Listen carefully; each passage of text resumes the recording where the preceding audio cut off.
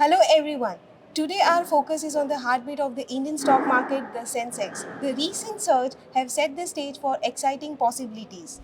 But before we go ahead, don't forget to like, share and subscribe to our YouTube channel and hit the bell icon for market insights. Today we have Mr. Chandan Taparia with us to tell us what's behind in the rise of Sensex. Welcome sir. Thank you. So starting with, Sensex have crossed 70,000 mark. So what's your take on it now? So 70,000 is a great milestone for Indian equity market. We believe this ongoing momentum could continue.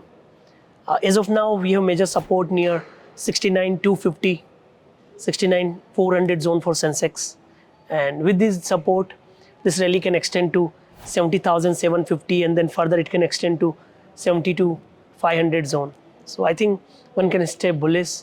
And I think 70,000 is just one milestone. Indian market is quite bullish that it has much more target to achieve.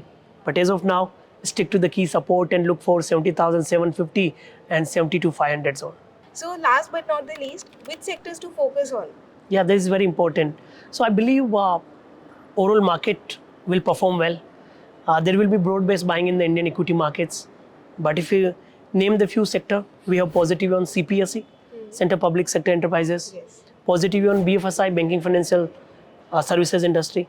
Then one need to look at the real estate, auto, and cannot forget about the capital goods engineering. So these are the top 5 sector one need to focus, and I think these sectors or stock from these sector will generate the alpha to lead the market. Oh, that's great to know. So we have seen the sectors to focus. So ऐसे ही market related updates के लिए search कीजिए Motilal Oswal. Investment in securities market are subject to market risks. Read all the related documents carefully before investing.